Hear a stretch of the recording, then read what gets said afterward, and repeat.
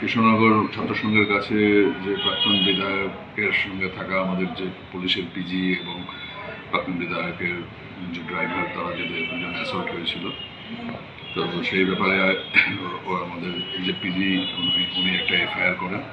তো ওই এফআইআরের মূলে আমরা একটা মামলা নিই। মামলা নেওয়ার পরে এটা তদন্তে আমরা নামি। তদন্তে নেমে আমরা সিসিটিভি ফুটেজ কালেকশন করি এবং ওটা অ্যানালাইজ করি এবং বিভিন্ন সাক্ষী সমল তাদের সাক্ষীটাকে নিয়ে আমরা একটা লিস্ট তৈরি করি। আমরা কালকে মোটামুটি সন্ধ্যা পর থেকে সারা রাত জুড়ে আমরা বিভিন্ন জায়গায় রেড চালাই। তবে এবং এরপরে আমরা 3 জন ব্যক্তিকে অ্যারেস্ট করতে সক্ষম হই।